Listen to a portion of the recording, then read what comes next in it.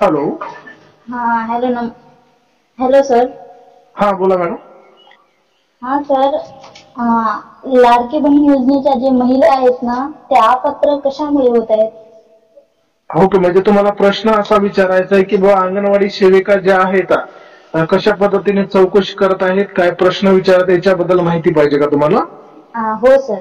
Okay okay, याच्यामध्ये सर्व तुम्हाला माहिती लाडक्या बहीण योजनेची अंगणवाडी सेविका कशा पद्धतीने चौकशी करता याच्याबद्दल पूर्ण माहिती डिटेल तुम्हाला सांगण्याचा प्रयत्न करेल मी. याच्यामध्ये कसं आहे माहिती का मॅडम, 26 लाख महिला अपात्र झालेल्या आहेत. याच्यामध्ये कारण आहे की राशन कार्डावर घरामधील 3 महिला आहेत, जसं की एक अविवाहित आहे, एक विवाहित आहे आणि एक सासू आहे. तर त्याच्यामधल्या फक्त 2च महिला अपात्र म्हणजे पात्र होणार आहेत, त्याच्यातली एक महिला अपात्र होणार आहे. याचं कारण मुख्य कारण असं आहे की की घरामधली एक महिला अविवाहित आहे आणि एक विवाहित आहे. त्याच्यामधले एक सासू किंवा सून या दोन्हीपैकी एक राहू शकते त्याच्यामध्ये पात्रतेसाठी. त्याच्यानंतर अविवाहित एक राहू शकते. म्हणजे राशन कार्डावर 3 जर नावं असले तर तुम्हाला सून किंवा सासू या दोन्हीपैकी एकच तुम्हाला महिला पात्र होणार आहे.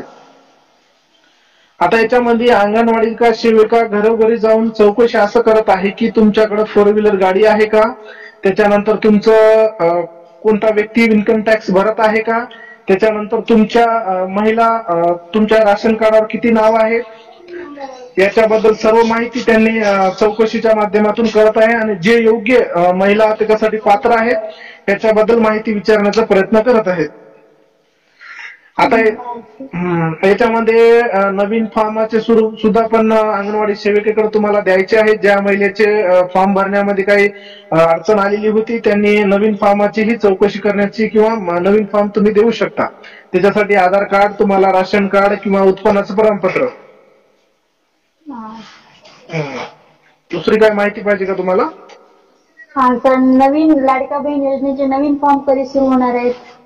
तुमच्याकडे जे अंगणवाडी सेविका येत आहेत का तर त्यांच्याकडे तुमचा फॉर्म वगैरे देऊन टाकायचा आहे.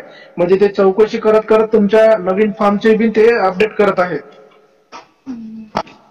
तर त्याच्यामध्ये जून महिन्यामध्ये 26,40,000 महिला याच्यासाठी या योजनेपासून वंचित राहिलेले आहे. याचे कारण आहे की बाबा त्यांचं उत्पन्न 2-2.5 लाखाच्या पेक्षा जास्त आहे, त्यांच्याकडे 4 व्हीलर गाडी आहे, इन्कम टॅक्स भरत आहेत. अशाच महिलेचे अर्ज रिजेक्ट होत आहेत. ठीक आहे. ठीक आहे सर, धन्यवाद. धन्यवाद सर. ओके ओके, धन्यवाद.